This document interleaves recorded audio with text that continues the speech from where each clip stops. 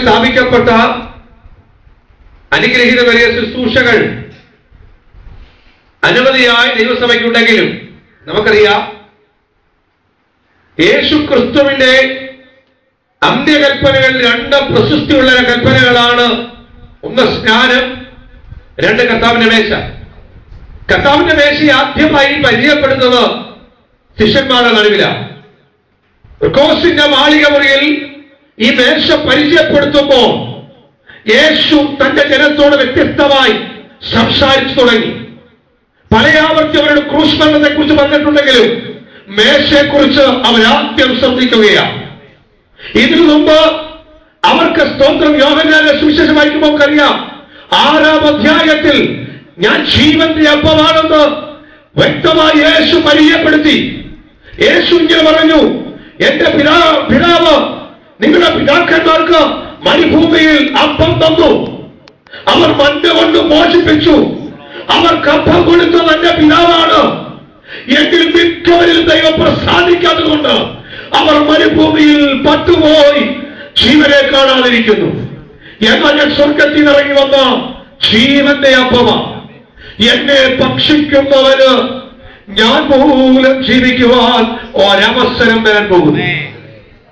Hallelujah. അത് പറഞ്ഞു വിട്ടു.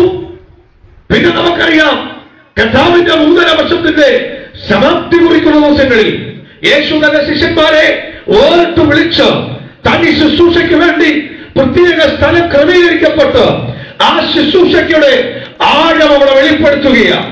കഴിച്ചുകൊണ്ടിരിക്കുമ്പോൾ, അവർ കുടിച്ചുകൊണ്ടിരിക്കുമ്പോൾ യേശു പെട്ടെന്ന് തന്റെ നിലപാട് മാറ്റി, തന്റെ ശുശ്രൂഷയുടെ വാക്കുകൾ മാറ്റി സന്തോഷത്തോട് ഇത് സൽക്കാരം നടന്നുകൊണ്ടിരിക്കുമ്പോൾ യേശു കർത്താവ് ഒരു കഷ്ടം സ്തോത്രം അപ്പം എടുത്തുകൊണ്ടിങ്ങനെ പറഞ്ഞു, സ്തോത്രം നിങ്ങൾ ഭക്ഷിച്ചുകൊണ്ടിരിക്കുമ്പോൾ ഒരു കാര്യം ഓർക്കുക, ഈ മേശ ഞങ്ങൾ നിങ്ങൾക്ക് വേർത്തു തരുവാൻ കാരണം ഞാൻ നിങ്ങളുടെ മുമ്പിൽ തകർക്കപ്പെടാൻ പോവുകയാണ്.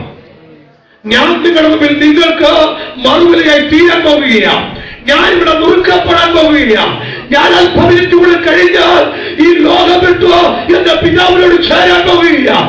ഞാൻ ഇവിടെ ശുശ്രൂഷ ആരംഭിക്കുകയാണ്. ആ ശുശ്രൂഷയുടെ ആരംഭം ഞാൻ ആ കുറിക്കുമെങ്കിൽ തുടർമാനമായി ഈ എന്റെ പിന്നിൽ ചെയ്യുവാൻ ഞാൻ നിങ്ങളെ പരമേൽപ്പിക്കുകയാണ്. Hallelujah, hallelujah. ഇന്ന് പകൽ ദൈവത്തിലെ ഈ ശുശ്രൂഷയുടെ വലുപ്പം ചെറിയ കാര്യമല്ല. യേശു തന്നെ സഭയ്ക്ക് സമർപ്പിക്കപ്പെടുന്ന ഒരു സമയമാണ്. യേശു പറഞ്ഞു, സ്തോത്രം, ഈ ആടുകൾക്ക് വേണ്ടി ഇടയൻ തന്റെ ജീവൻ വെച്ചുകൊടുക്കുന്നു. അവൻ ഇടയൻ ആടുകൾക്ക് വേണ്ടി തന്റെ ജീവൻ സമർപ്പിക്കുമ്പോൾ അത് വിലയുള്ളതായി എണ്ണുന്നില്ല. സഭയെ നിനക്ക് വേണ്ടി ഞാൻ എന്നെ സമർപ്പിക്കാൻ പോകുക. ഞാൻ നിനക്ക് വേണ്ടി ക്രൂശിക്കാൻ പോകുക. ഞാൻ നിനക്ക് വേണ്ടി തകരപ്പെടാൻ പോകുക. ഞാൻ നിനക്ക് വേണ്ടി മാറാത്ത പൗരോഹിത്യം പോകുക. ഞാൻ നിനക്ക് വേണ്ടി ഏക മധ്യസ്ഥനെ കാണാൻ പോകുക. ഞാൻ നിനക്ക് വേണ്ടി സർവ്വതമായി തീരാൻ പോകുക.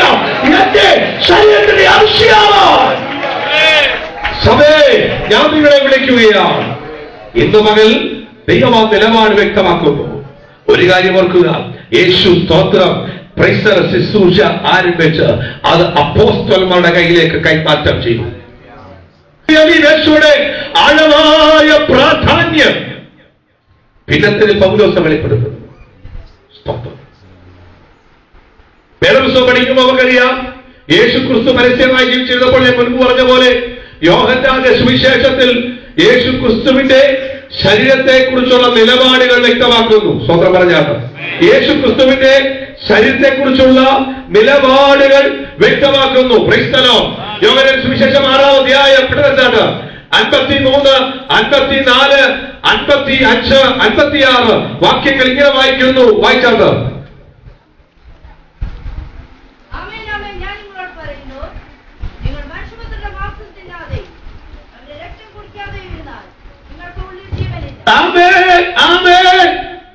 യേശു ക്രിസ്തു പരസ്യമായ ശുശ്രൂഷയുടെ നിലവിൽ ഇങ്ങനെ പറഞ്ഞു, ആമേൻ, ആമേൻ, ഞാൻ നിങ്ങളോട് പറയുന്നു. അങ്ങനെ തന്നെ ഞാൻ നിങ്ങളോട് പറയുന്നു. യോഹന്നാന്റെ സുവിശേഷം 6-ാം അധ്യായം 53-ാമത്തെ വാക്യം, 54-ാമത്തെ വാക്യം. 55 വായിച്ചാലും കുഴപ്പമില്ല. 56 വാക്യം ഇങ്ങനെ വായിക്കുന്നു. പ്രസ്തുതമായ 1-2 വാക്യങ്ങൾ വായിക്കാൻ ആഗ്രഹിക്കുന്നു. ആ അധ്യായം മുഴുവൻ വായിക്കുമ്പോൾ നമുക്കറിയാം സാധാരണ ഒരു വാക്യം അധ്യായമല്ലത്. യേശു ക്രിസ്തു വളരെ വ്യക്തമായി തന്റെ നിലപാടുകൾ വെളിപ്പെടുത്തുകയാണ്. അങ്ങനെ തന്നെ ഞാൻ നിങ്ങളോട് പറയുന്നു, എന്തുവാ നിങ്ങൾ മനുഷ്യപുത്രന്റെ മാംസം തിന്നാതെയും അവന്റെ രക്തം കുടിക്കാതെയും ഇരുന്നാൽ ഉള്ളിൽ. അങ്ങനെയാണെങ്കിൽ കുഞ്ഞുങ്ങളെ കുറിച്ച് വേദപുസ്തകം പഠിക്കുമ്പോൾ നമുക്കറിയാം, കുഞ്ഞുങ്ങൾക്ക് സ്തോത്രം അവർ നന്മതിന്മകളെ കുറിച്ച് ബോധ്യമാകുമ്പോൾ അവർ സ്നാനപ്പെട്ട് ഈ മേശയിലേക്ക് അടുത്ത് വരാൻ ദൈവം ആഗ്രഹിക്കുന്നു. അതിനു മുമ്പ് ലോകം വിട്ട സ്തോത്രം അവർ മരണിച്ചു പോയാൽ സ്വർഗം അവിടെ അവകാശമാണ്. സ്തോത്രം പറയാൻ പറ്റുമോ? പ്രൈസലോ പ്രൈസലോ. എന്നാൽ പാപത്തെ കുറിച്ചും സ്തോത്രം ദൈവജനങ്ങൾ ന്യായവിധിയെ കുറിച്ച് പാപത്തെ കുറിച്ച് നീതിയെ കുറിച്ച് ബോധ്യമുള്ളവൻ യാഥാർത്ഥ്യമായി സ്നാനപ്പെട്ട് സുവിശേഷ സത്യമാണെന്ന് വിശ്വസിക്കുന്ന ഒരു ദൈവവൈതൽ കർത്താവിന്റെ കൽപ്പന സ്വീകരിക്കണം. ഞാനിങ്ങനെ പറയുമ്പോൾ തെറ്റിദ്ധരിക്കല്ലേ. സ്തോത്രം നിങ്ങളെ ആരെയും കുറ്റപ്പെടുത്തുകയല്ല. സ്നാനപ്പെടാത്ത ആരെങ്കിലും ഉണ്ടെങ്കിൽ ഞാൻ ഇങ്ങനെ പറയാം, നിങ്ങൾ സ്തോത്രം ദൈവവചനത്തോട് അകന്നു നിൽക്കുക. എന്താ അതിന് കാരണം അറിയാമോ? സ്തോത്രം മത്തായിയുടെ സുവിശേഷം ഇവിടെ കഴിഞ്ഞോടെ മത്തായിയുടെ സുവിശേഷം 28-ാം അധ്യായം 19-ാമത്തെ വാക്യവും 20-ാമത്തെ വാക്യവും ഇങ്ങനെ ദൈവത്തിന്റെ ആത്മാവ് അവൾ എഴുതിച്ചേർക്കുകയാണ്. 19-ാമത്തെ വാക്യവും 20-ാമത്തെ വാക്യവും ഇങ്ങനെ രേഖപ്പെടുത്തുകയാണ്. വായിക്കാം. യേശു ക്രിസ്തു അന്ത്യകൽപ്പനയിൽ ഞാൻ പറഞ്ഞു, 1 കർത്താവിന്റെ മെസ്സിയ, 2 സ്നാനമാണ്. യേശു പുനരുത്ഥാനം ചെയ്യുന്നതിന് മുമ്പ് യേശു തന്റെ ശിഷ്യന്മാരോട് വളരെ കർശനമായി പറയുകയാണ്, നിങ്ങൾ പുറപ്പെടണം, നിങ്ങൾ ഒരിടത്ത് കൂടിയിരിക്കരുത്, നിങ്ങൾ ഞാൻ വരുന്ന പോലെ ഒരിടത്ത് കൂട്ടിയിരിക്കരുത്, മറിച്ച് നിങ്ങൾ പുറപ്പെട്ട് പിതാവിന്റെയും പുത്രന്റെയും പരിശുദ്ധാത്മാവിന്റെ നാമത്തിൽ ജനത്തെ സ്നാനപ്പെടുത്തി എന്റെ സഭയുടെ അംഗത്വത്തിൽ കൊണ്ടുവരുവാൻ ദൈവം ആഗ്രഹിക്കുക. നിങ്ങൾ പുറപ്പെട്ട് പിതാവിന്റെയും പുത്രന്റെയും പരിശുദ്ധാത്മാവിന്റെ നാമത്തിൽ സ്നാനം കഴിപ്പിച്ച് ഞാൻ നിങ്ങളോട് കൽപ്പിച്ചതൊക്കെ പ്രമാണിപ്പാൻ തക്കവണ്ണം ഉപദേശിച്ചും കൊണ്ട് സകല ജാതികളെയും ശിഷ്യരാക്കിക്കൊള്ളുവീൻ. നമുക്കറിയാം, അന്ന് എഴുത്തു മാധ്യമമില്ലായിരുന്നു. യേശുവിന് കേട്ട ഒരു പരിചയമേ ഉള്ളൂ. യേശു പ്രസംഗിക്കുന്നത് എന്തേ ഉള്ളൂ? ശിഷ്യന്മാർക്ക് കേട്ടതേ ഉള്ളൂ. അവരെവിടെ എഴുതിയെന്നറിയാമോ? ഹൃദയത്തിൽ. നമുക്കുള്ള കുഴപ്പം വേദപുസ്തകത്തിൽ എപ്പോഴും ഇരിക്കുന്ന വാക്യം. ഹൃദയത്തിനകത്ത് ഈ വാക്യം വരാമെങ്കിൽ എന്നേ പച്ച പിടിച്ചു പോയേ. സ്തോത്രം. യേശു ക്രിസ്തു തെരഞ്ഞെടുത്ത ശിഷ്യന്മാരുടെ ഹൃദയത്തിലായി ലേബലുകൾ എഴുതിയത്. അവർ പ്രസംഗിക്കുമ്പോൾ യേശു പറഞ്ഞ വാക്കുകളെ അവർ മറന്നുകളയാതെ ഓർത്തു കുറിച്ചുകൊണ്ട് അവർ ആഗ്രഹിക്കുന്ന നിലവാരത്തിൽ ജനത്തിലേക്ക് വചനം വിതറി. ജനം അത് വ്യക്തമായി ഏറ്റെടുത്തു, അനുഗ്രഹിക്കപ്പെടുവാൻ തുടങ്ങി. ഇങ്ങനെ വാക്യം വായിച്ചു. സ്തോത്രം ചെയ്തല്ലോ. ഞാൻ നിങ്ങളോട് സ്തോത്രം കൽപ്പിച്ചതൊക്കെ പ്രമാണിച്ചുകൊണ്ട് അവരെ ഉപദേശിക്കണം. അവർക്ക് എന്ത് കൊടുക്കണം? ഉപദേശം കൊടുക്കണം. പുതിയ നിയമത്തിൽ നമുക്കറിയാം, 1 മാനസാന്തരപ്പെടണം, പാപങ്ങളുടെ മോചനത്തിനായി അവർ സ്നാനപ്പെടണം, 3 പരിശുദ്ധാത്മാഭിഷേകം പ്രാപിക്കണം, 4 സ്തോത്രം അവന്റെ കൂട്ടായ്മ കൂടണം, അപ്പോസ്തലിക ഉപദേശം അവന് വേണം, അപ്പം നുറുക്ക് വേണം, പ്രാർത്ഥന വേണം, കൂട്ടായ്മ ആരുടെ കൂടെ ആയിരിക്കണം? ഒരു വിശ്വാസി അവിശ്വാസിയുമല്ല, വിശ്വാസിയുമായിട്ടായിരിക്കണം. അപ്പം നുറുക്ക് സ്തോത്രം നിങ്ങൾ ദൈവത്തോടു കൂടെ ആയിരിക്കണം. വേദപുസ്തകം പഠിച്ചാൽ നമുക്കറിയാം. സ്തോത്രം 1 കൊരിന്ത്യർ 10-ാം അധ്യായം 16 മുതൽ വാക്യങ്ങൾ വായിക്കുമ്പോൾ വളരെ വ്യക്തമായി അവിടെ കാണുന്നു. 21 വാക്യങ്ങൾക്കകത്ത് ഭൂതങ്ങൾക്കൊരു മേശയുണ്ട്. ആരാ ഭൂതം? ആരാ ജനപ്രകാരമുള്ള ഇസ്രായേൽ? അത് അവർ ഭൂതങ്ങൾക്ക് പരിഗണിക്കുന്നു. ആ മേശയിൽ പങ്കാളിയാകുന്നവൻ ഭൂതങ്ങളുടെ അടിമത്തത്തിലേക്ക് വരുന്നു. അവർക്ക് ദൈവകൃപ ഏറ്റെടുക്കാൻ കഴിയത്തില്ല. അവർ ദൈവകൃപയുടെ അകത്തേക്ക് വരത്തില്ല. അവർ ദൈവമായിട്ട് അന്യാധീനപ്പെട്ടു പോകുകയാണ്. ജനപ്രകാരമുള്ള ഇസ്രായേലിനെ നോക്കി അവർ പരിഗണിക്കുന്നത് ദൈവത്തിലല്ല, ആ ഭൂതങ്ങൾക്കത്രേ. അങ്ങനെയാണെങ്കിൽ അവിടെ ഒരു ശക്തിയുണ്ട്. ആ ശക്തിയുടെ പേരാണ് സാത്താൻ. ആ സാത്താന്യ ശക്തിക്കകത്ത് ആധിപത്യത്തിൽ കിടക്കുന്നവര് ഒരിക്കലും ദൈവകൃപ അനുഭവിക്കാൻ കഴിയത്തില്ല. യാഥാർത്ഥ്യം തിരിച്ചറിയുന്ന ഒരു ദൈവവൈതൽ, വ്യവസ്ഥ പ്രകാരം ദൈവത്തെ ആരാധിക്കുന്ന ഒരു ദൈവവൈതൽ, ദൈവമില്ലാത്തവരുടെ വേശയ്ക്ക് പങ്കാളിയാകരുത്, ദൈവമില്ലാത്ത കൂട്ടായ്മയിൽ പങ്കാളിയാകരുത്, ദൈവമില്ലാത്ത പ്രാർത്ഥനയോകൾ നിങ്ങൾ കടന്നുപോയാൽ യേശുവിന്റെ നാമത്തിൽ നിങ്ങളുടെ മേൽ കിടക്കുന്ന അഭിഷേകം ഏറ്റെടുക്കണം. അവരുടെ അഭിഷേകത്തിനൊന്നുമല്ല, അവിടെ വ്യാപരിക്കുന്ന ദുഷ്ടനെ നിങ്ങൾ ശാസിക്കണം. Praise the lord, praise the lord. അപ്പോസ്തല ഉപദേശം നിങ്ങൾ കേൾക്കുക, ഹൃദയത്തിൽ എഴുതുക. ഇതെഴുതിയാ പോലെ ജീവിച്ചു കാണിക്കുക. അപ്പത്തുർക്കിൽ വരുന്നവരോട് ദൈവത്തിന്റെ ആത്മ ഓർമ്മിപ്പിക്കുന്നത് മറ്റിടത്ത് നിങ്ങൾ പോയി തീരുക.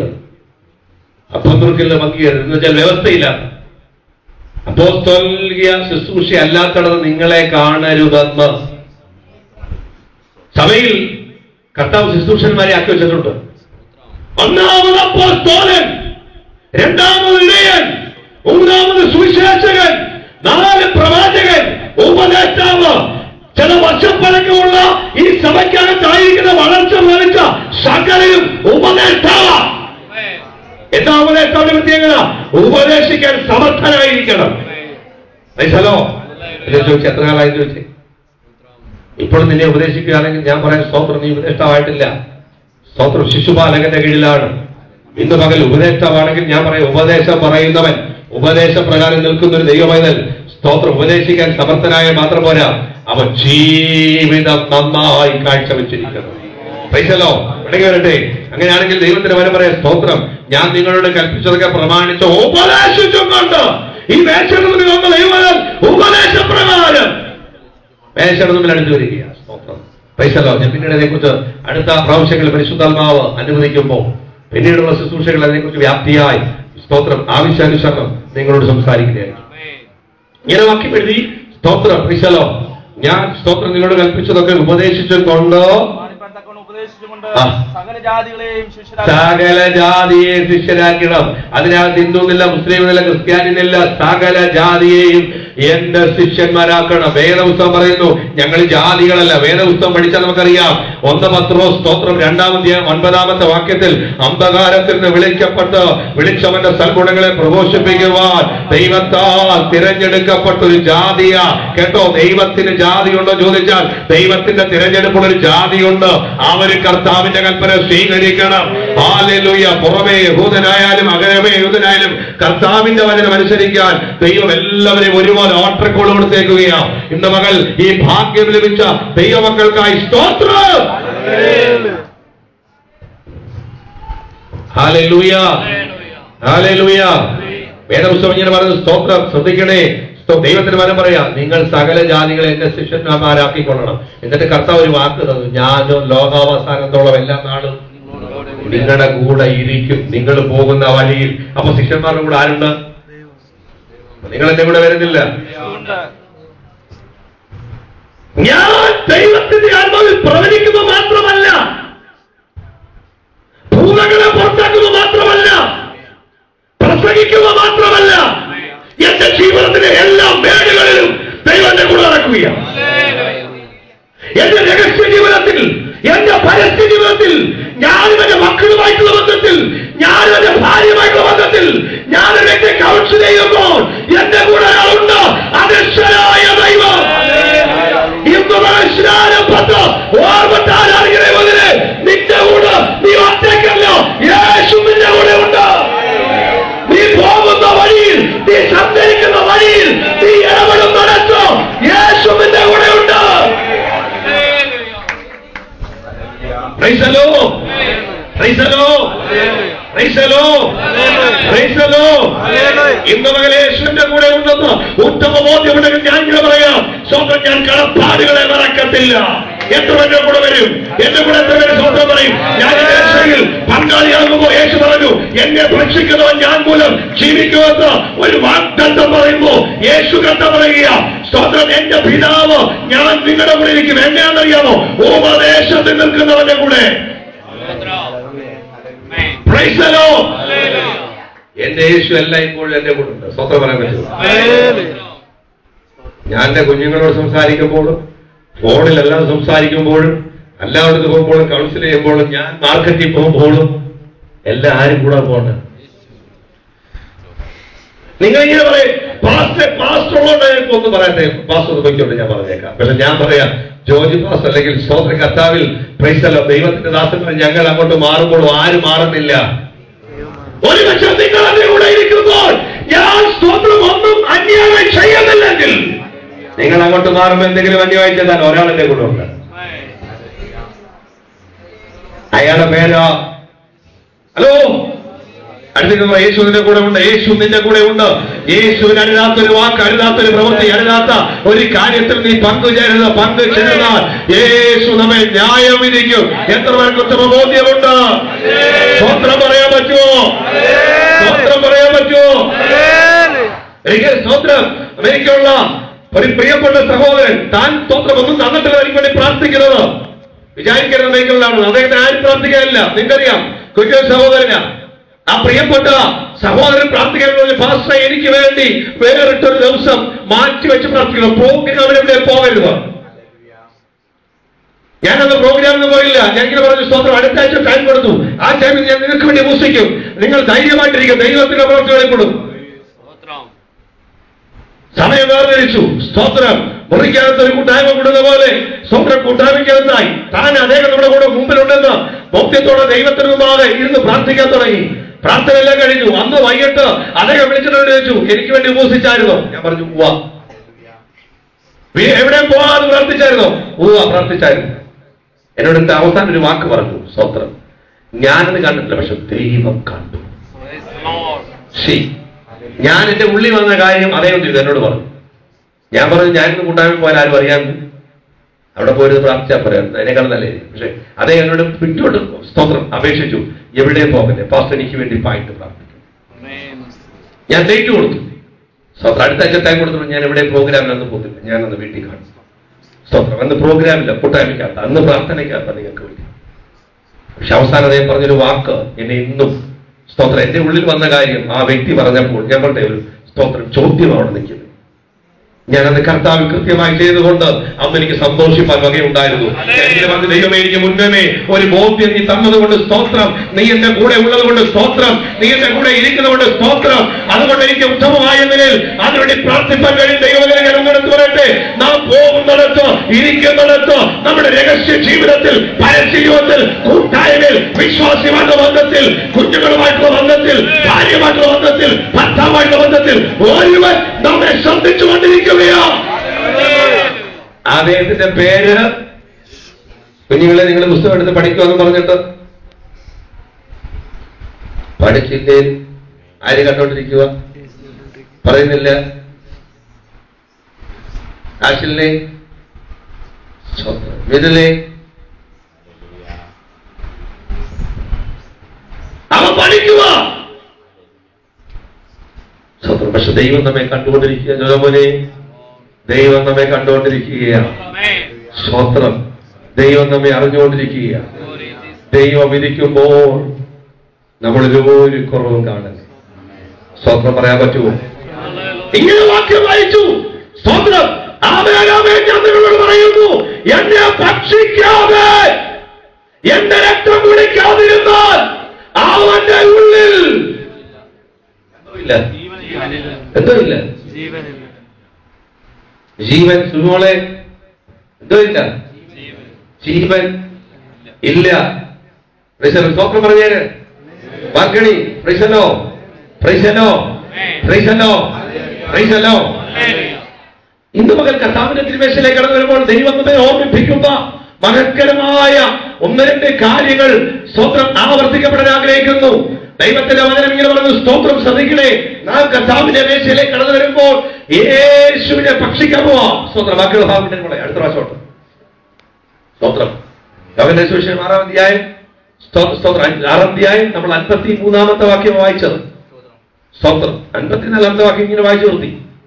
നിങ്ങൾക്ക് ഉള്ളിൽ ജീവനില്ല, എന്റെ മാംസം തിന്നുകയും എന്റെ രക്തം കുടിക്കുകയും ചെയ്യുന്നവന് നിത്യജീവനുണ്ട്. ഇത് കുടിക്കുന്നവൻ, ഇത് കഴിക്കുന്നവന്റെ ഉള്ളിൽ നിത്യമായ ഒരു ജീവനുണ്ട്. എത്ര പേര് പറയും? ഞാൻ ചോദിക്കാം, ഈ മേശോട് പിന്നെ ആരെങ്കിലും അടുത്തവരായിരിക്കുമോ? ഇത് കുടിച്ചാൽ ഇത് കഴിച്ചാൽ നിങ്ങൾക്ക് എന്താ ഉണ്ട്? നിത്യജീവൻ. എൽസരി സ്തോത്രം. സ്തോത്രം പറ, കേക്ക്. സ്തോത്രം. ഇതിനകത്തൂടെ കടന്നു പോയാൽ അവന് ജീവനുണ്ട്. ഇതിനകത്തൂടെ കടന്നു പോയില്ലെങ്കിലോ?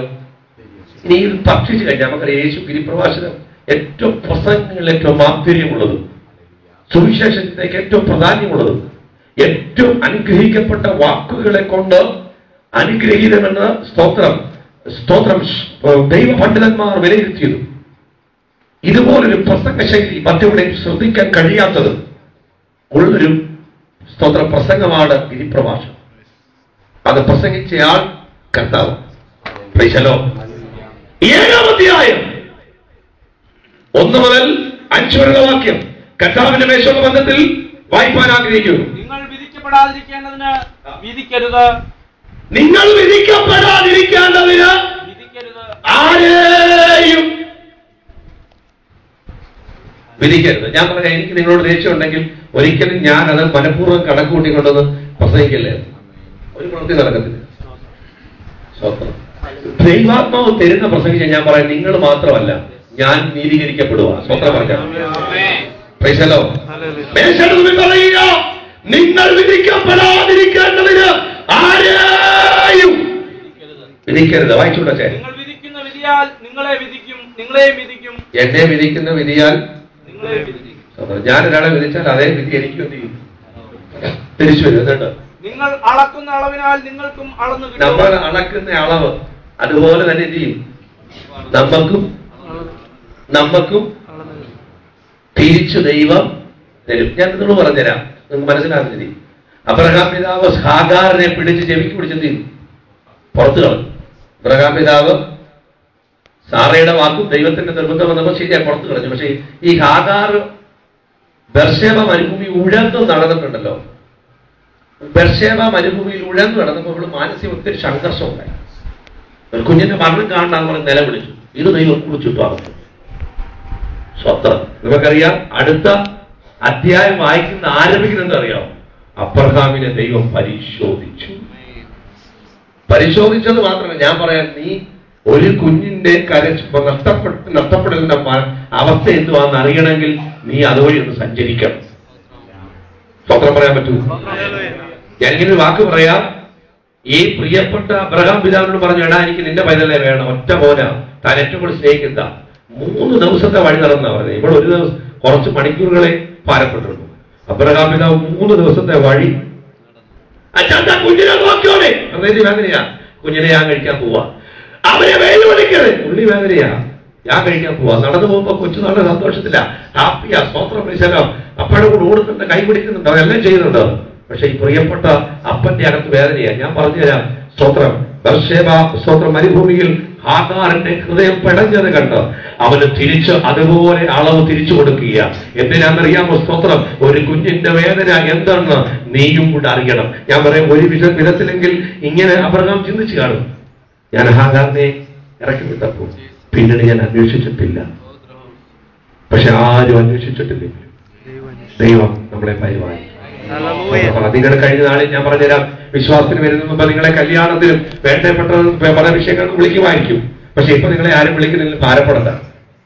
നിങ്ങളുടെ കൂടെ നടക്കുന്ന ഒരു ദൈവം ഇന്ന് പകൽ ഇവിടെ സ്തോത്രം പറഞ്ഞാണ്. കൂട്ടുകാരൊക്കെ നമ്മുടെ കൂടെ നിൽക്കും. പക്ഷെ സ്തോത്രം ആവശ്യം വരുമ്പോ ആരെയും കാണത്തില്ല, ദൈവമേ കാണത്തുള്ളൂ. സ്തോത്രം പറയാൻ പറ്റുമോ? നിങ്ങൾ അനുഭവങ്ങൾ തിരിച്ചറിഞ്ഞിട്ടുണ്ടെങ്കിൽ ഞാൻ പറയാം, വീണ്ടും ചതിക്കുഴിയിൽ വീണു പോകരുത്. എന്നിട്ട് വാക്യം ഇങ്ങനെ വായിച്ചു നിർത്തി വായിച്ചാട്ട്. എന്നാൽ സ്വന്തം കണ്ണിലെ കോൾ ഓർക്കാതെ സഹോദരന്റെ കണ്ണിലെ കരുട നോക്കുന്നത് എന്ത്? ഇത് ഞാൻ പറയാം, പ്രസംഗ ശാസ്ത്രത്തിന്റെ ഒരു ഭാഗമാണ്. ദൈവദാസന്മാർക്ക് പലപ്പോഴും ദൈവദാസന്മാർക്കുള്ള ക്ലാസ് പ്രത്യേക സ്തോത്രമുണ്ട്. പ്രസംഗ ശുശ്രൂഷകൻ അറിഞ്ഞിരിക്കേണ്ട സ്തോത്രം ഗുണപാഠങ്ങൾ എന്ന് പറഞ്ഞ് അവന്റെ സ്വഭാവ വിശേഷതയെ കുറിച്ച് ഒരു പ്രത്യേക ടോപ്പിക്ക് സ്തോത്രം ബൈബിൾ സ്റ്റഡിയിലുണ്ട്. വേദപുസ്തകത്തിനകത്തുകൊണ്ട് അത് മനസ്സിലാകാതെ വായിച്ചു കൊടുക്കുന്നവർക്കൊരു ബൈബിൾ സ്റ്റഡിയുമുണ്ട്. സ്തോത്രം അതിനകത്ത് പ്രത്യേകം പറയുന്നുണ്ട്, അവന്റെ കുടുംബം നന്നായി ഭരിക്കണം, അവൻ ശാന്തനായിരിക്കണം, ശണ്ടയിടുന്നവനാകരുത്, അവൻ സ്തോത്രം സ്നേഹിക്കാനും കടപ്പെട്ട് ചെയ്യാനും മുൻപന്തിയിലായിരിക്കണം. ഞാനൊരു വാക്കിങ്ങനെ പറയാം, പലപ്പോഴും ഇത് ദൈവദാസന്മാരോട് ദൈവം പറഞ്ഞൊരു ദൂര സ്വന്തം വരുന്നില്ല. എന്റെ ഭാര്യയെ സ്നേഹിക്കുന്ന പല ദേവദാസന്മാർക്ക് സമയമില്ല. അവർ മാസങ്ങളായിട്ട് കുടുംബ ഭാര്യ വിട്ടിരിക്കുക. പക്ഷെ അവർ മാസങ്ങളായിട്ട് ഇവിടെ പലയിടങ്ങളിൽ പോയിരിക്കുക. വിളിയില്ല, പറച്ചിലും.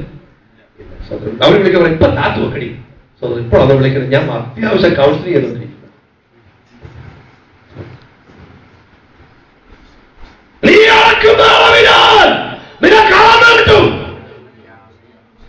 സ്വന്തം കണ്ണിൽ എന്ത് ചെയ്യണം? അപ്പൊ ഞാൻ എപ്പോഴും ഒരു കാര്യമുണ്ട്, എന്റെ സ്വഭാവശൈലി ഞാൻ പ്രസംഗിക്കുമ്പോൾ അതിന്റെ ജീവിതത്തിൽ പ്രാക്ടിക്കൽ വെയിൽ വന്നില്ലെങ്കിൽ ഞാൻ ഒട്ടും കടത്താൻ പോകത്തില്ല. കാരണം എന്താ പറയുക, ഒരു നാളിൽ അത് ഈ പറഞ്ഞ കാര്യം ജീവിതത്തിൽ ദൈവം അത് വെച്ചെന്ത് ചെയ്യും? ന്യായം വിധിക്കും. എന്നിട്ട് അതിന്റെ അടുത്ത വാക്യം ഞാൻ എഴുതി, സമയമില്ല, വിധിക്കും. സ്തോത്രം. നിങ്ങൾക്ക് അതിനെ കുറിച്ച് കൂടുതൽ വ്യാഖ്യാനിക്കാം. അല്ല സ്വന്തം കണ്ണിൽ കോലിരിക്കെ നീ സഹോദരനോട് നിന്റെ കണ്ണിൽ നിന്ന് കരട് എടുത്തു കളയട്ടെ. സഹോദരന്മാരും നമ്മളുടെ വിഷയം ഇവിടെ എല്ലാം പറഞ്ഞത് നമുക്കറിയാം. യഹൂദ പശ്ചാത്തലത്തിൽ സഹോദരന്മാർക്ക് ഏറ്റവും കൂടുതൽ പ്രാധാന്യം ഉണ്ടായിരുന്നു. ഈ സുവിശേഷം നമ്മൾ വായിക്കുമ്പോൾ ആ ഒരു മര്യാദ വെച്ച് എഴുതപ്പെട്ട പുസ്തകം ചില ഭാഗങ്ങൾ. സ്തോത്രം. അപ്പൊ സഹോദരിമാരെ കൂടുതലായിട്ട് ഉൾക്കൊള്ളിച്ചായിട്ട് കാണുന്നേയില്ല.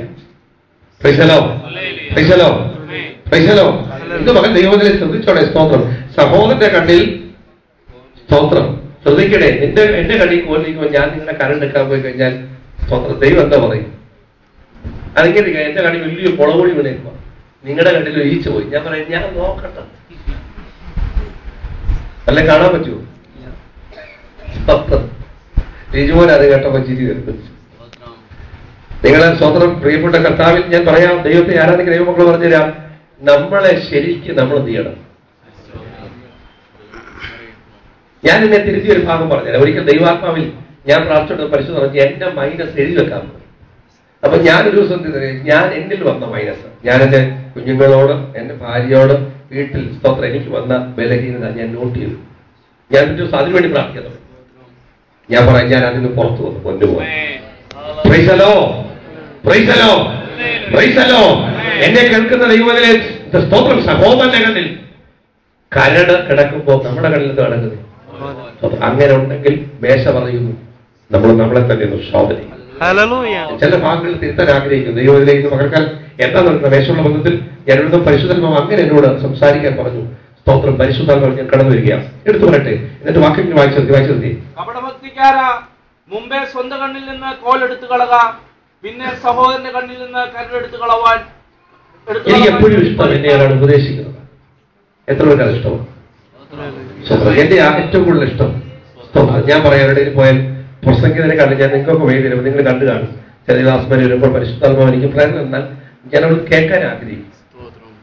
എന്തിനാണെന്നറിയാം? കർത്താവ് ഏതെങ്കിലും ഒരു വശത്ത് എനിക്ക് വീഴ്ച വന്നിട്ട് എന്നോട് സംസാരിക്കും. ദൈവം സംസാരിക്കുന്ന കൂടാതെ നമ്മൾ തിരക്കും. നമ്മളെ ദൈവം എപ്പോഴും ആഗ്രഹിക്കുന്നുണ്ടോ എന്നറിയാം, തിരക്കിക്കൊണ്ടിരിക്കാം. നമ്മളെന്ത് ചെയ്യണം? സ്തോത്രം. ജോലി എന്ന വ്യക്തിയെ മുമ്പിൽ നടത്തിയിട്ട് പുറകെ പോകണം. സ്തോത്രം. നിങ്ങളുടെ മുമ്പിലായിരിക്കുന്ന കർത്താവിൽ സ്തോത്രം എളിയ ദാസൻ മുമ്പിൽ എന്നെ നടത്തിയിട്ട് സ്തോത്രം ഞാൻ പുറയിൽ മറ്റാളെ വാച്ച് ചെയ്യുന്ന പോലെ വാച്ച് ചെയ്യണം. ഇല്ലെങ്കിൽ എന്റെ കൂടെ നടക്കുന്ന ദൈവം എന്നെ വാച്ച് ചെയ്യുന്ന പോലെ നാം വിലയിരുത്തിയാൽ ഒരുപാടടത്ത് നാം സ്വാധീനം തുലർത്തി ദൈവകൃപ അനുഭവിപ്പാനിടയായി. പറയാൻ പറ്റുമോ? വേഗത്തിൽ ഞാൻ അവിടെ നിന്ന് കടന്നു വരാൻ ആഗ്രഹിക്കുന്നു. ദൈവത്തിലെ സ്തോത്രം എന്ന് പകൽക്കാലം ചില തിരുത്തലുകൾ പരിശുദ്ധമാവ് ആഗ്രഹിക്കുന്നു. സ്തോത്രം പറയാൻ പറ്റുമോ? സ്തോത്രം പറയാൻ പറ്റുമോ? സ്തോത്രം പറയാൻ പറ്റുമോ? സ്തോത്രം പറയാൻ പറ്റുമോ? ഇന്ന് പകൽ നമ്മുടെ ജീവിതത്തിനകത്ത് എന്താ ഉണ്ട്? കുറവശം ഉണ്ടെങ്കിൽ തിരുത്താൻ ആഗ്രഹിക്കുന്നത്. എന്റെ ആത്മീയ സുഹൃത്തുണ്ട്, ആത്മീയ സുഹൃത്ത്. സ്തോത്രം. ഞാനൊക്കെ പറഞ്ഞില്ല, വേദപുസ്തകം സ്തോത്രം വളരെ ശക്തമായി പഠിച്ചു, വീഡിയോ ഒക്കെ എടുത്തു. താൻ ഗൾഫിലൊക്കെ അനേകം പ്രാവശ്യം ശുശ്രൂഷയ്ക്ക് പോയിട്ടുണ്ട്, പുസ്തകങ്ങളിൽ എഴുതിയിട്ടുണ്ട്. പക്ഷെ തന്റെ ജീവിതത്തിലേക്ക് താൻ മടങ്ങി വന്നപ്പോൾ താൻ പരാജിതനായി. ഞാനിങ്ങനെ സ്തോത്രം അത് ഒരു രണ്ട് കാര്യമുള്ളത് സ്തോത്രം പ്രൈസല്ലോ. ഞാൻ അവസാനം തിരക്കി ചെന്നപ്പോൾ പ്രൈസല്ലോ ഈ പ്രിയപ്പെട്ടവരിങ്ങനെ പറഞ്ഞ സ്തോത്രം എന്റെ ഭാര്യയുടെ ഫോണിൽ എന്തുകൊണ്ട് മിസ്കോൾ വന്നു. മിസ്കോൾ ആരെന്ന് ചോദിച്ചിട്ടുണ്ടെങ്കിൽ നമുക്ക് അറിയത്തുമില്ല. ഞാനിപ്പോ കഴിഞ്ഞ ഇടയ്ക്ക് കായംകുളത്തിനുള്ള എക്സ്പെക്ടൻസ് കൗൺസിൽ ചെയ്തപ്പോൾ സിമ്പിൾ വിഷയം സ്തോത്രം. ടെലിഫോൺ എക്സ്ചേഞ്ചിലെ ആള് ടെലിഫോൺ ശരിയായെന്ന് വിളിച്ച് വെച്ചു പുള്ളിക്കാരി എടുത്തേ രാത്രി ചോക്കെ പ്രശ്നം. അപ്പൊ മറ്റേ ആളെന്ത് ചെയ്യുക? പാത്രം കൊണ്ട് തിരിച്ചു വന്നിരിക്കുക. ടെലിഫോൺ എക്സ്ചേഞ്ചിലെ ആള് വിളിക്കുന്നത് ഞാൻ വിളിച്ചു ഭാര്യ എടുത്തു, പുള്ളിക്കാരനെ കൊണക്കുളങ്ങി. എനിക്ക് എന്താ എന്നെ വിളിക്കാൻ എന്താ പറയാൻ? ദൈവമക്കൾ ഇന്ന് പകൽക്കാലം പല നിലകളിൽ പിശാച് പലരെയും പോരാടിക്കൊണ്ടിരിക്കുകയാണ്. ഇന്ന് പകൽ പുറത്തു വരട്ടെ. നമ്മളെല്ലാം ഒറ്റ ഭാഗം വിളിച്ചു പറയാൻ ആഗ്രഹിക്കുന്നു. മത്തായി 15-ാം അധ്യായം. മത്തായി 15-ാം അധ്യായം. മേശോട് പദ്ധതി വേഗം എടുക്കണേ. സമയമില്ല തോന്നും. 24, 25, 26 വാക്യങ്ങൾ ഇങ്ങനെ വായിക്കും. അവൻ കണക്ക് കണക്ക് നോക്കി തുടങ്ങിയപ്പോൾ 10,000 താലന്ത് കടംപെട്ട ഒരുത്തനെ 21-ാമത്തെ വാക്ക് 22-ാമത്തെ വാക്യം വായിച്ചാൽ പെട്ടെന്ന് പിടികിട്ടുന്നു. വായിച്ചു. അപ്പോൾ 18-ാം അധ്യായം 10-ായുടെ സുവിശേഷം, മാത്യു ചാപ്റ്റർ 18 verse 21, 22.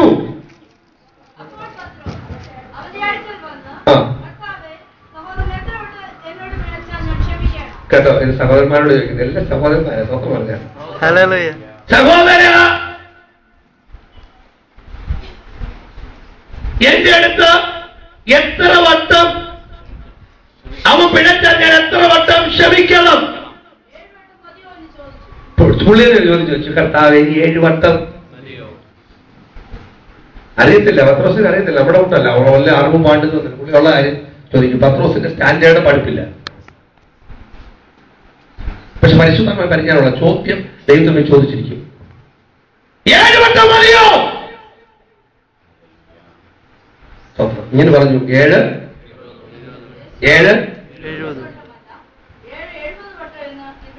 അങ്ങനെ പെട്ടെന്ന് പറഞ്ഞു. 7 കൂടെ 70 നോക്കിയാൽ അത്രയാണ് സ്വത്രം. ഒരു പ്രാവശ്യം ട്രെയിനിങ്ങാ പറഞ്ഞു. അപ്പൊ 7 70 ക്ഷമിക്കാനേ എന്ന് സമയം കാണും. സ്വത്രം പറഞ്ഞാട്ട് സ്വത്രം ഇത് കേൾക്കുമ്പോൾ ചില പറഞ്ഞു, എന്റെ പൊന്നു മാസ്റ്ററെ, ഒരു പ്രശ്നത്തിലാണ് ഞാൻ 1 മാസം കൊണ്ട് നടക്കുന്നേ. നീ കർത്താവായിട്ടില്ല. പിന്നീട് സ്വത്രം പറഞ്ഞാട്ടോ. സ്വത്രം ഞാൻ ഒരു പ്രശ്നം പറഞ്ഞിട്ട് എന്താ ചെയ്യുക? 1 മാസമായിട്ട് ഓടിക്കൊണ്ടിരിക്കുക. ഞാനൊരു പ്രശ്നം പറഞ്ഞിട്ട് 2 മാസമായിട്ട് ഓടിക്കൊണ്ടിരിക്കുക. ഞാനൊരു പ്രശ്നം പറഞ്ഞിട്ട് 3 വർഷമായിട്ട് ഓടിക്കൊണ്ടിരിക്കുക. ഞാനൊരു പ്രശ്നം പറഞ്ഞിട്ട് ഒരാഴ്ചയായിട്ട് ഓടിക്കൊണ്ടിരിക്കുക. ഏതാ ദിവസം പറഞ്ഞു, ദാരിദ്ര്യം പറഞ്ഞേക്കുന്നത്, പിണക്കത്തിന്റെ ദാരിദ്ര്യം, ഇണങ്ങാനുള്ള ദാരിദ്ര്യം പറഞ്ഞേക്കുന്നത്. നമ്മൾ നമുക്കറിയാം. ഇവിടെ ഏഷ്യാനെറ്റിലാക്കുന്ന ഒരു പ്രോഗ്രാം വന്നേ, 5 മിനിറ്റ് കൊണ്ട് ഇണങ്ങുകയും പിണങ്ങുകയും ചെയ്യണം. വിശ്വാസി അറിഞ്ഞിരിക്കേണ്ട സത്യമാണ്. സ്വത്രം. സൂര്യൻ അസ്തമിക്കുന്ന മുമ്പ് ക്ലിയർ ഔട്ട് ആയിരിക്കണം. വൈകിട്ടത്തെ കൂട്ടായ്മ കൂടി നിങ്ങളെ പകൽ വാണ പിശാചിനെ നിങ്ങളുടെ കാൽ കീഴിൽ ചെവിട്ടി മറിച്ചുകൊണ്ട് ജയം പാടുന്നവരായിരിക്കണം. എത്ര പേർക്കെന്റെ ഭാഷ മനസ്സിലാകുന്നുണ്ട്? 70 വട്ടം ക്ഷമിക്കണം. യേശുവിനോട് ഉപമ, ആ ഉപമ ഇങ്ങനെയാണ്. വായിച്ചാട്ടെ. ഉപമമാണ് ഫസ്റ്റ് പണി. കർത്താവ് ഒരു ഉപമ പറഞ്ഞു. സ്തോത്രം. എന്ത് പറഞ്ഞു? കർത്താവ് ഒരു നല്ല ഒരു ഉപമ പറഞ്ഞു. ഇന്ന് പകൽക്കാലം നിങ്ങളുടെ ജീവിതത്തിൽ സാക്ഷ്യങ്ങൾ പുറത്തു വരുവാൻ ദൈവത്തിന്റെ ആത്മാവ് അത് ആഗ്രഹിക്കുന്നു. വായിച്ചാട്ടെ.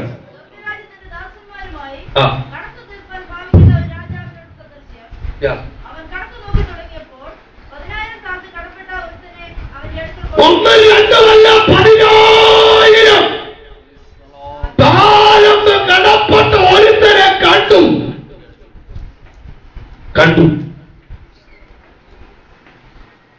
വലിയ പുള്ളികളുണ്ട് അതിനകത്ത്. ഹലോ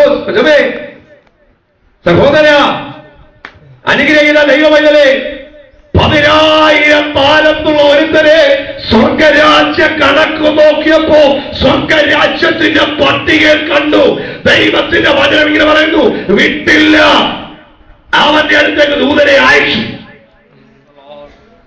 ബാക്കി പിന്നെ എഴുതി വായിക്കാം. ഞാനിനി പിന്നീട് ഒരിക്കലും അവസരത്തോടെ സംസാരിച്ചോളാം. വായിച്ചു. അവന് വീട്ടാൻ വകയില്ലാത്തോണ്ട് കേട്ടോ അവൻ ചെയ്തതാണ്. ഇപ്പൊ അവൻ ആരൊക്കെ കുറ്റക്കാരായി? അവനും അവന്റെ ഭാര്യയും മക്കളെ അവനുള്ളതൊക്കെ വിറ്റ് കടന്നു. അവൻ ഭാര്യ മക്കളും എല്ലാം വിൽക്കാൻ പോവാ. അവനെ അടിമതത്തിരിക്കുക. അവനും സ്തോത്രം ഒന്നുമില്ല. അവനെ അടിമയായിട്ട് എടുക്കാൻ പോവാ. എല്ലാവരും കളഞ്ഞെടുക്കാൻ പറഞ്ഞു. ഇവൻ എന്ത് ചെയ്യുന്നറിയാമോ? കേട്ടോ, ഇന്ന് പകൽ ഈ ദേശയുടെ മുമ്പിൽ ഏതെങ്കിലും ക്രമക്കേടുകളോ വന്നിട്ടുണ്ടെങ്കിൽ 10,000 താലന്ത് കളപ്പെട്ടവരോട് ക്ഷണിച്ച നല്ല പിതാവിന്റെ ഒരു ഉപമ ഇവിടെ പറഞ്ഞതിനെ ചോദിച്ചാൽ, ഈ ദേശയുടെ മുമ്പാകെ സഭയ്ക്ക് മുമ്പിൽ വെച്ചതെന്തിനെ ചോദിച്ചാൽ, എന്റെ ജനം തെറ്റിപ്പോകുന്ന യേശുവിനറിയാം എന്ന നിങ്ങളുടെ തെറ്റുകളെ തിരുത്തുവാൻ ഇന്ന് പകൽ ദേശ തയ്യാറാ. ഞാൻ മോസിക്കുന്ന മുമ്പ് ഞാൻ ഈ ദേശയുടെ മുമ്പിലേക്ക് ഞാൻ എന്നെ സമർപ്പിക്കുക. അറിഞ്ഞോ അറിയാതെയോ ജീവിതത്തിനകത്ത് വന്ന് ഏത് കൈവത്തങ്ങളെ ക്ഷണിക്കുന്ന നല്ല ഘട്ടം മുമ്പിൽ ഞാൻ വീട് മാപ്പ് പറയുക. ഇന്ന് പകൽ ബലപ്പെടുത്തുന്ന ഒരഭിഷേകം തന്റെ ജനത്തിനു മുമ്പിൽ വെളിപ്പെട്ടു വരുവാൻ എന്നെ യേശു ആഗ്രഹിക്കുക. വിശ്വസിക്കുന്നതിലെ വിശ്വാസത്താൽ ഇന്ന് പകൽ നിന്നെ സമർപ്പിക്കട്ടെ. 10,000 താലന്ത് വീണവൻ, 10,000 താലന്ത് കടഭാരമുള്ളവൻ, ഇങ്ങനെ വേദപുസ്തകം പറയുന്നത്. അവന് വീട്ടാൻ വകയില്ല, അവൻ വീണു. എന്നിട്ട് പറഞ്ഞു, യജമാനനെ എനിക്കൊരവസരം കൂടെ തരണം, എനിക്കൊരവസരം കൂടെ തരണം, എനിക്കൊരു ചാൻസ് തരണം, ഞാൻ ഇത് വീട്ടാം, ഞാൻ ഇത് സകലം തന്നു വീട്ടാം, എനിക്കൊരവസരം. ഇന്ന് പകൽ ഈ മേശയുടെ മുമ്പിൽ, കഴിഞ്ഞ മേശ മുതൽ ഈ മേശ വരെ നിങ്ങളുടെ ജീവിതത്തിനകത്ത് ഏതെങ്കിലും ഒരിടത്ത് കുറവുണ്ടെങ്കിൽ ഇന്ന് പകൽ മനഃപൂർവ്വമായി ദൈവസന്നിധിയിൽ ഏറ്റുപറയാൻ ആഗ്രഹിക്കുന്ന ദൈവത്തിലെ നീ ഏറ്റുപറഞ്ഞ് ക്ഷമ ചോദിച്ചാൽ സ്തോത്രം ആവർത്തിക്കപ്പെടുന്ന പാപം.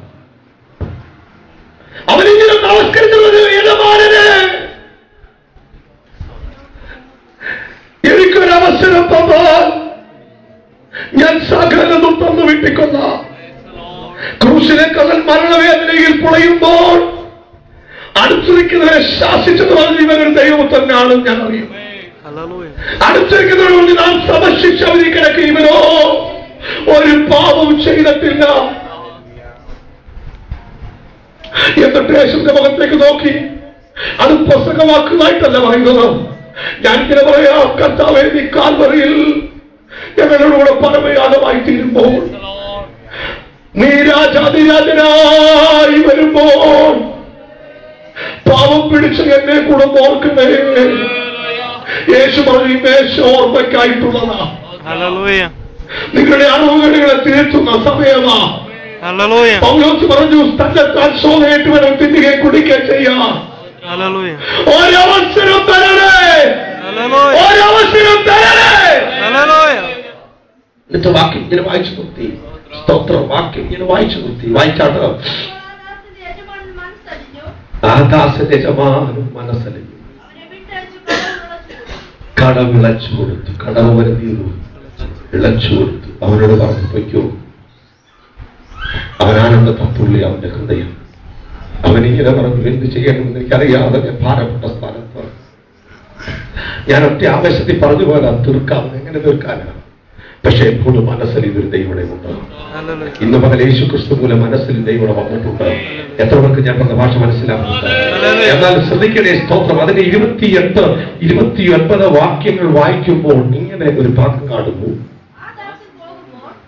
അവിടെ നിന്ന് ഇളച്ചു കിട്ടിയവരായി പോകുമ്പോൾ, ശ്രദ്ധിക്കണേ, 10,000 ഇളച്ചു കിട്ടിയവന് മുമ്പിൽ 100 വെള്ളിക്കാശ് കടപ്പെട്ട ഒരുത്തനെ കണ്ടു. അവന്റെ കോങ്ങയ്ക്ക് വിട്ടു. സ്വർഗരാജ്യത്തിലെ രാജാതിരാജത്തിന്റെ കോങ്ങയ്ക്ക് പിടിക്കാതെ പരസ്യമായി സ്തോത്രം വിറ്റുകൊടുക്കാൻ പറഞ്ഞു. മുഴങ്കാലി വേണപ്പം മനസ്സലിഞ്ഞ സ്തോത്രം കാര്യം നീ വേഗത്തിൽ മറന്നുപോയി. ഇന്ന് പകൽ എന്നെ കേൾക്കുന്ന ദൈവത്തിലെ ദൈവം നിന്നെ കിളച്ചു എന്ന ഏതെങ്കിലും ഒരവസരമുണ്ടെങ്കിൽ സ്തോത്രം, നിന്റെ അടുത്തുള്ളവരോട് കടപ്പെട്ടത് നീ ചെയ്യാൻ മറന്നുപോയിട്ടുണ്ടെങ്കിൽ ഇന്ന് പകൽ മാനസാന്തരത്തിന് വേണ്ടി ഒരു സമയം തരികയാണ്. മാനസാന്തരത്തിന് വേണ്ടി ഒരു സമയം തരികയാണ്. വേദപുസ്തകം പറയുന്നു, അവൻ ആരാധന, എന്റെ ഭാഷ പറഞ്ഞാൽ ആരാധന കഴിഞ്ഞ് അങ്ങോട്ട് പോകുന്നു. 100 വെള്ളിക്കാശുള്ള കടവെള്ള ഒരു പ്രിയപ്പെട്ടവരെ കണ്ടു. സ്തോത്രം. അവനോട് ചെയ്ത കാര്യം വായിച്ചു മോളെ. എന്റെ കർത്താവേ, അവനെ തൊണ്ടയ്ക്ക് പിടിച്ചു വെക്കുന്നത്. തൊണ്ടയ്ക്ക് പിടിച്ചേക്കുന്നത് നല്ല സുഖമാണ്. സ്വത്രം. എങ്ങനെ തൊണ്ടയ്ക്ക് പിടിച്ചേക്കുന്നത്? സ്വത്രം. തൊണ്ടയ്ക്ക് പിടിച്ചേക്കുന്നത് എങ്ങനെയാ? ഞാൻ വിളിച്ചു, ജമാനെ വരാം.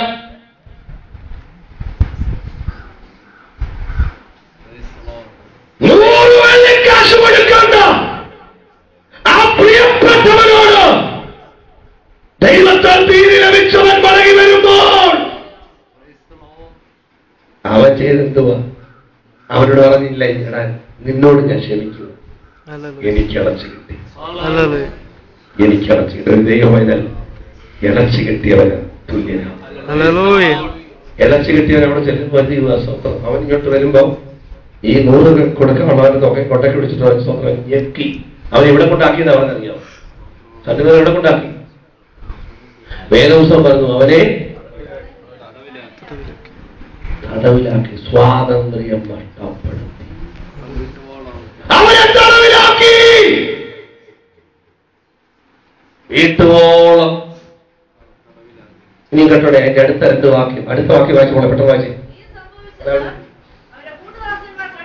ഈ സംഭവിച്ചത് കൂട്ടുദാസന്മാരെ കണ്ടിട്ട് ചെയ്തു. അയ്യോ, അവർക്ക് ദുഃഖമായി. അവൻ പറഞ്ഞു, എനിക്കൊരവസരം പൊണ്ടക്ക് കുത്തി പിടിച്ചിട്ടുണ്ട്, നിനക്ക് അവസരമല്ല, പൊടിയോ തരാൻ പോകുന്നത്. അവൻ പറഞ്ഞു, ഒരവസരം ഇളച്ചു കിട്ടിയ ഈ ദാസൻ പറയുക, നിനക്ക് തൊഴിയാ തരാൻ പോകുന്നത്. ഇവൻ പറയുക, 100 വെള്ളിക്കാശിന് കളപ്പെട്ട പറയുക, എനിക്കൊരവസരം. ഇന്ന് പകൽ വലുതും ചെറുതുമായ അനേക പാപങ്ങൾ ദൈവം നിങ്ങളോട് ക്ഷമിക്കാൻ പോവുക.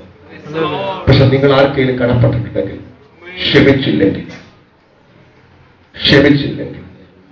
ദൈവം ന്യായവിധി നടത്തും. ഈ കർത്താവ് ഞാൻ പറഞ്ഞു, ഒരു ന്യായവിധിയുടെ കാറ്റിനെ കാണും. ഇന്ന് പകൽ ദൈവമക്കളോട് പ്രത്യേകം പറഞ്ഞിരിക്കുന്ന ഏറ്റവും വലുത് വാക്കെന്ന് പറയും വിശ്വാസം, പ്രത്യാശ, സ്നേഹം. വിശ്വാസമല്ല, പ്രത്യാശയല്ല, സ്നേഹമാ.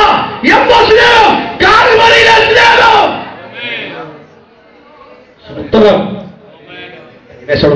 ഞാൻ വിളിച്ചു പറയാം, അർഹതയില്ലാത്തവനാ. ഞാൻ ഈ ദേശത്തോട് അർഹതയില്ലാത്തവനാ. എന്നോട് ചേർന്നിട്ട് ഞങ്ങൾ അർഹതയില്ലാത്തവരാ. പക്ഷെ ദൈവം നമുക്ക് അവസരം തരുമ്പോൾ ശ്രദ്ധിക്കണേ, അനേക അർഹതയില്ലാത്തവരെ കൊണ്ടുവരുക. അവരുടെ വിളിക്കുന്ന പറഞ്ഞ പൗലോസ് പറഞ്ഞ പോലെ, ഞാൻ പാപിയിൽ പ്രധാനിയായിരുന്നു, പക്ഷേ യേശുവിന്റെ സ്നേഹം എന്നെ വീണ്ടെടുത്തു. സഹോദരൻ, നിന്നെയും യേശു സ്നേഹിക്കുന്നു. സഹോദരി, യേശു നിന്നെ സ്നേഹിക്കുന്നു. അൻപോടെ വിളിക്കുവാൻ കർത്താവ് അവസരം തരികയാണ്. സ്തോത്രം. എന്നിട്ട് വാക്യം ഇങ്ങനെ വായിച്ചു. സ്തോത്രം വായിച്ചത് മകളെ.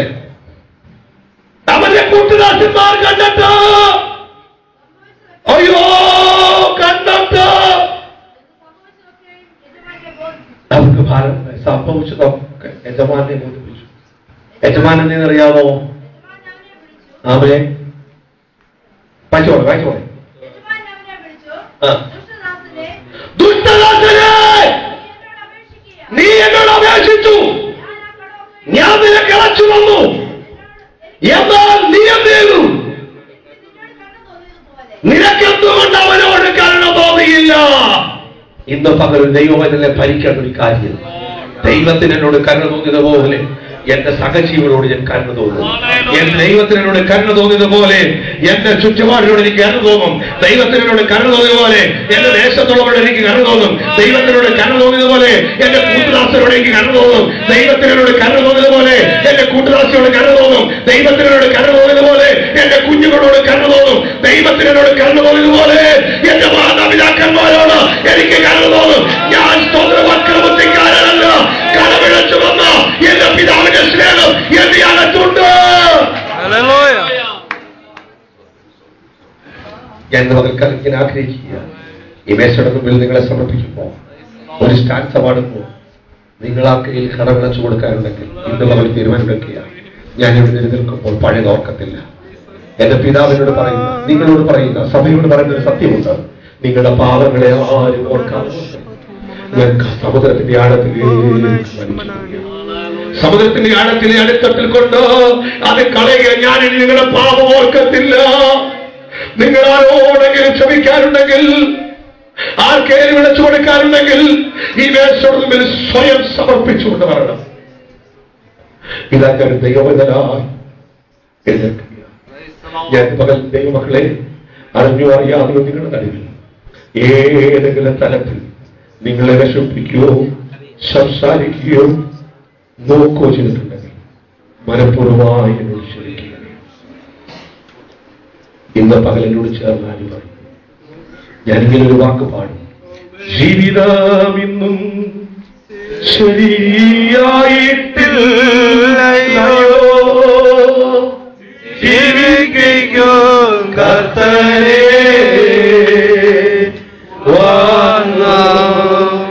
ജീവനും ശക്തിയും സ്നേഹവും താന്നെ ജീവിപ്പിച്ചിടണമേ.